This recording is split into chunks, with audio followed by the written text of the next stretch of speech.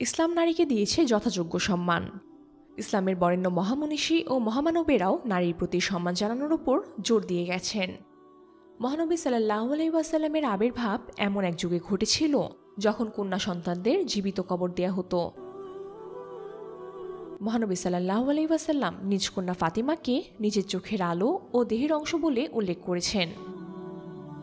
অথচ পশ্চিমা অনেক মহল ও তাদের নিয়ন্ত্রিত গণমাধ্যমগুলো ইসলাম বিদ্বেষের অংশ হিসাবে ইসলামে নারী জাতিকে ন্যায্য সম্মান ও অধিকার দেয়নি বলে মিথ্যাচার চালিয়ে আসছে। এর মোক্ষম জবাবের অংশ হিসাবে এখানে নারী সম্পর্কে মহানবী সাল্লাল্লাহু আলাইহি ওয়াসাল্লাম ও তার আহলে বাইতের কয়েকটি বাণী ও হাদিস তুলে ধরা হলো। নারীদের প্রতি আল্লাহর দয়া।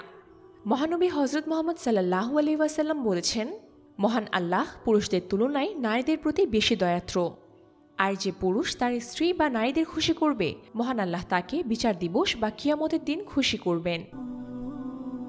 ইমাম জাফর আস-সাদিক বলেন, যারা আমাদের তথা মহানবী সাল্লাল্লাহু আলাইহি ওয়াসাল্লাম আহলে বাইতের বেশি পছন্দ করেন, তারা যেন নিজ স্ত্রী বা নারীদের প্রতি দয়া ও স্নেহ প্রদর্শন করে। মহানবী হযরত মুহাম্মদ সাল্লাল্লাহু আলাইহি ওয়াসাল্লাম বলেছেন, তোমরা একে অপরকে নারীর সঙ্গে ভালো আচরণের পরামর্শ বা উপদেশ দিবে। আমিরুল মুমিনিন হযরত আলী রাহমাতুল্লাহ আলাইহি ওয়াসাল্লাম বলেছেন, নারী সুগন্ধি ফুল, তারা কোনো সেবিকা নয়।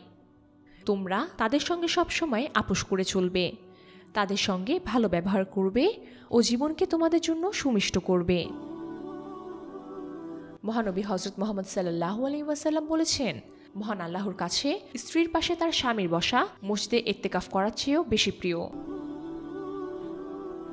মহানবী হযরত মুহাম্মদ সাল্লাল্লাহু আলাইহি ওয়াসাল্লাম আরও বলেন, তোমরা তোমাদের স্বভাবকে সুন্দর করো, প্রতিবেশীর সঙ্গে দয়াত্র আচরণ করো ও নিজের স্ত্রী বা নারীদের সঙ্গে সম্মানজনক আচরণ করো, তাহলে বিনা হিসাবে বেহেশতে যাবে।